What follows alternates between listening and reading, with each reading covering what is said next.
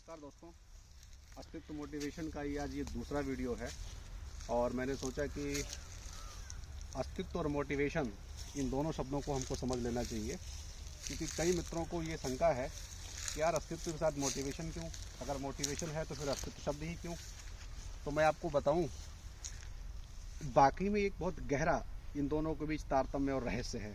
वो कुछ इस तरीके से है कि ये सारा अस्तित्व, जो कुछ भी आपने अब तक देखा, जाना, पढ़ा, समझा, अलग अलग दृष्टिकोणों से, अलग अलग व्यवस्थाओं से, ये तो एक पक्ष हुआ। एक इसका ऐसा भी पक्ष है जिस पक्ष के बारे में अब तक आप कुछ भी नहीं जानते। मनुष्य जाति ने अब तक उस पर कोई चिंता मनन कर ही नहीं पाया, लेकिन वो भी है। अब बात ये आती है कि जो कुछ व्यक्त और अव्यक्त है, ये सब अस्तित्व ही है। ये हमको समय समय पर अपने मैसेजेस, अपने मोटिवेशंस देता रहता है। जैसे उदाहरण के तौर पर हमारे सामने खिले भगवान भास्कर अर्थात सूर्य। आप देख रहे हैं धरती पर ऊर्जा का प्राथमिक स्रोत यही है। इसके जस्ट पीछे बहती हुई नदी जो आपको निरंतर गतिशील होने का संदेश दे रही है। सूर्य आपको सदा तेजस्वी बने रहने का संकेत कर रहा है।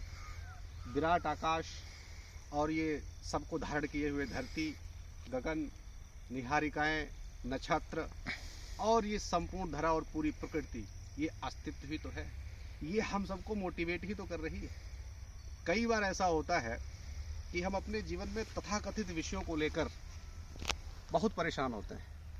हम कुछ परिस्थितियों को सफलता कहते हैं तो कुछ परिस्थितियों को हम असफलता भी कह देते हैं। सफलता और असफलता की जो ये कहानी आपने सुनी और सुनाई है, कई बार कुछ लोग कहते हैं कि अमुक स्थिति आने पर व्यक्ति सफल माना जाएगा और अमुक स्थिति आने पर व्यक्ति असफल माना जाएगा। सफलता और असफलता ये दृष्टिकोण है, लेकिन जो प्रकृति आपको मोटिवेट कर रही है वो सदा आनंद के लिए, प्रसन्नता के लिए, मौज के लिए, जीवन के यथार्थ को समझने के लिए। ये तब संभव है जब कुछ पल आप शांत होकर, कुछ पल अपने में वापस आकर ही आप प्राप्त कर सकते हैं। तो आज अस्तित्व और उसका मोटिवेशन, माने ये कि अपने इस चैनल का जो निहितार्थ है वो यही है कि किस तरीके से ये ब्रह्मांड हमको ऊर्जा प्रदान करता है, जिसके द्वारा हम अपने अस्तित्व को मेंटेन कर रहे हैं या मैं अपने अस्तित्व में हूँ।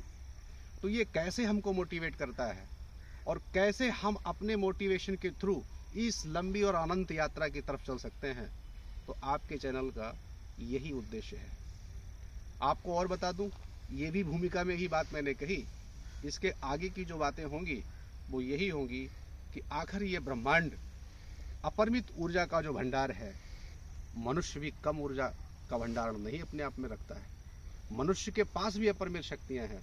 तो अगले वीडियो में आप ये देखेंगे कि मानवीय व्यक्तित्व को परिष्कृत अस्तित्व के इन संदेशों से कैसे किया जा सकता है।